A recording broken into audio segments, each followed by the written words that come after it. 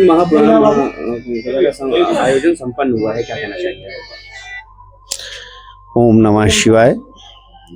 बाबा विश्वनाथ, बाबा भोलेनाथ की कृपा से इस माधव सर्वोदय महाविद्यालय परिवार परिसर में अष्टदिवसीय श्री शिव महापुराण कथा का आयोजन हुआ, सकुशल संपन्न हुआ, जिसमें 8 दिन की भगवान भोलेनाथ के चरित्र का वर्णन किया गया।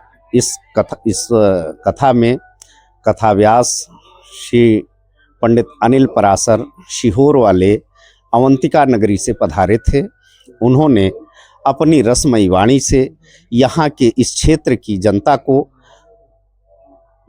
रसपान कराया, कथा का रसपान कराया। अमृतमयी कथा 1 सप्ताह 8 दिन लगातार चली, जिसमें भगवान शिव के चरित्र के बारे में महाराज जी ने बड़े ही सरल और सहज तरीके से लोगों को समझाया। शिव क्या है, शिव के साकार स्वरूप, शिव के निराकार स्वरूप, शिवलिंग की उत्पत्ति कब से हुई, ओम शब्द का प्रादुर्भाव इस पृथ्वी पर कब से हुआ, कितने शिवलिंग हैं, कितने ज्योतिर्लिंग हैं, इनके बारे में कथाव्यास पंडित श्री अनिल पराशर जी सीहोर वाले ने बड़े ही सहज और सरल तरीके से इस क्षेत्र की जनता को सुनाया। श्रोतागण भी सैकड़ों की संख्या में प्रतिदिन 4 बजे से लेकर के रात 9 बजे तक 5 घंटे बैठे रहते थे। अनवरत बैठ करके कथाव्यास की रसमयी गंगा में डुबकी लगा रहे थे। ये पहली बार ये आयोजन हुआ है जी। इस क्षेत्र का ये है सबसे बड़ा दिव्य भव्य आयोजन रहा है। इस क्षेत्र में अभी इतनी बड़ी शिव महापुराण की कथा नहीं हुई थी। यहाँ की झांकी कलश यात्रा अद्वितीय थी। कलश यात्रा में महाविद्यालय परिसर से लेकर के रानी बाजार से नौवा कुआं से होते हुए फिर महाविद्यालय पर खत्म हुई, समाप्त हुई। इस दरमियान अनेक प्रकार की भगवान भोलेनाथ की झांकियों का दर्शन हुआ। लोग नाचते गाते बैंड बाजे के साथ हजारों की तादाद में, करीब 2.5 से 3 हजार महिलाएं, बच्चे सब सिर पर कलश लेकर के और भगवान की महाशिव महापुराण की कलश यात्रा संपन्न हुई।